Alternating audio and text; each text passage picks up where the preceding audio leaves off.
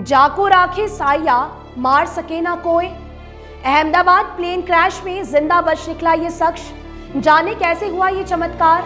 मेरे खुद को भी बिलीव नहीं होता कि मैं कैसे उसमें से जिंदा बाहर निकला। मैं ट्राई कर सकता हूँ निकलने के लिए, तो मैंने ट्राई किया निकलने के लिए।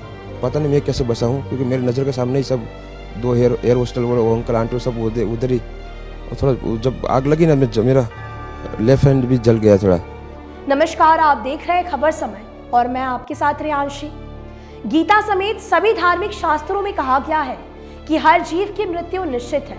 इस धरती का प्रत्येक प्राणी पूरे समय तक जीवित नहीं रहता है। समय से पहले मौत उसे छीन नहीं सकती, क्योंकि ईश्वर ने ही जीव के मुकद्दर में जीवन काल लिखकर भेजा होता है। यही कारण है कि ये कहावत ज्यादा मशहूर है कि जाको राखे साया, मार सके ना कोई।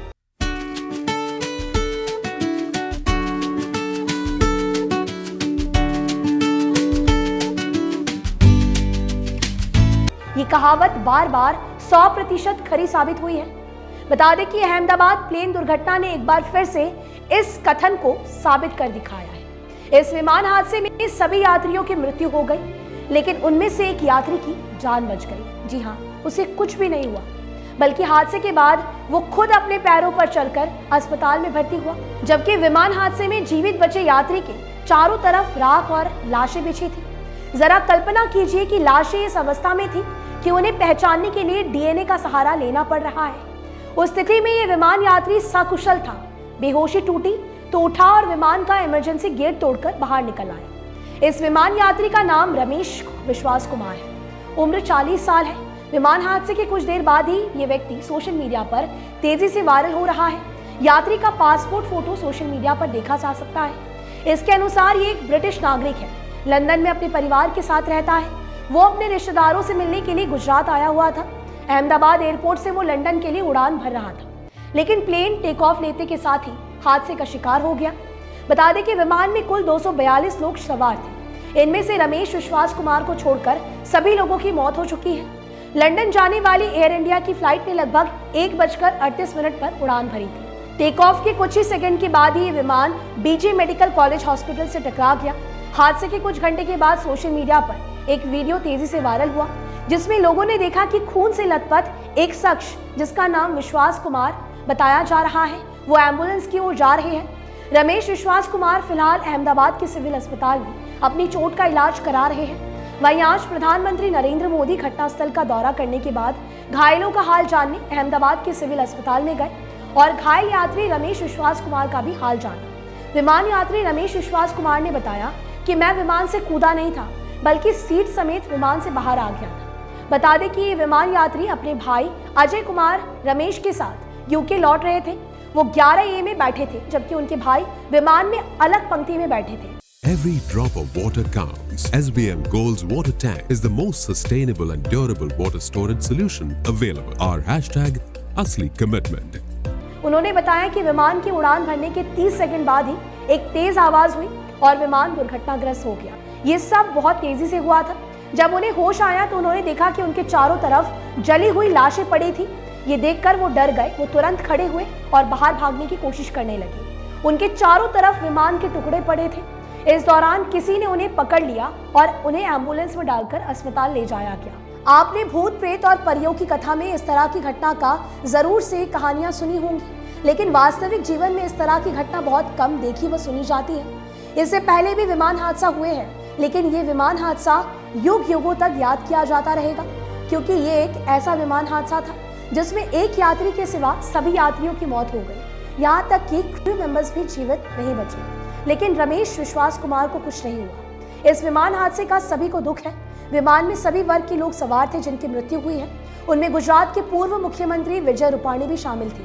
हादसे के बाद अलग अलग प्रतिक्रियाएं मिल रही है। विमान हादसे की जांच के भी आदेश दे दिए गए हैं, पर शास्त्रों के इस सत्य को कोई स्वीकार करने के लिए तैयार ही नहीं है कि जिनके दिन पूरे हो गए थे वे चले गए और जिसका अभी समय पूरा नहीं हुआ था उसे कुछ भी नहीं हुआ।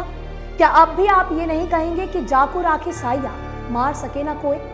अब तो इस सत्य को बड़े बड़े डॉक्टर और वैज्ञानिक भी स्वीकार करने लगे हैं कि विज्ञान के आगे भी एक दुनिया होती है और इस दुनिया के आगे सब शून्य है।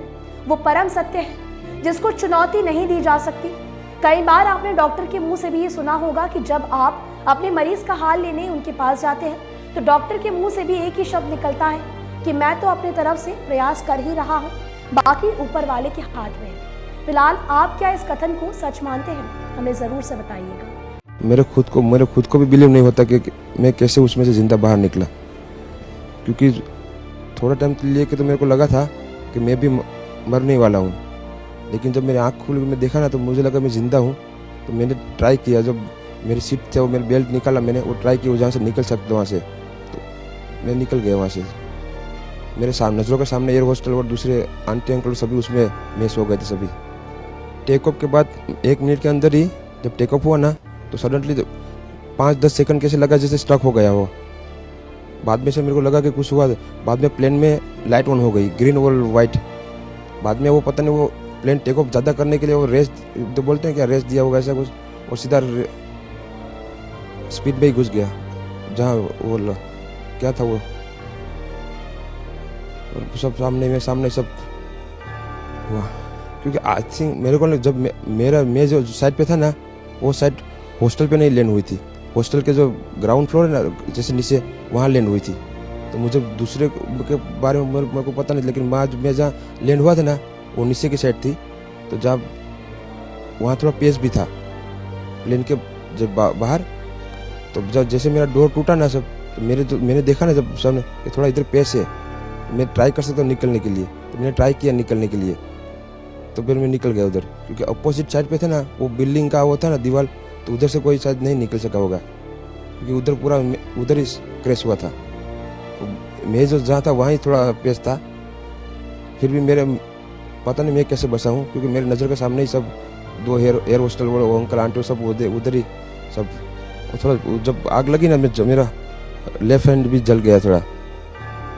फिर एम्बुलेंस मेरे को उठा लेके इधर आया हॉस्पिटल में। अभी के लिए दीजिए इजाजत। आपको बता दें कि आपके लिए खबर हमारे प्रतिनिधि सुरेंद्र श्रीवास्तव द्वारा लिखी गई है। और भी लेटेस्ट अपडेट्स पाने के लिए देखते रहिए खबर समय। आप हमारी खबरों को YouTube पर भी देख सकते हैं। धन्यवाद। Hi, this is Chef Ranveer Brar and I'm here to tell you that also gives me the license to guarantee you brilliance on behalf of IIHM. Join International Institute of Hotel Management.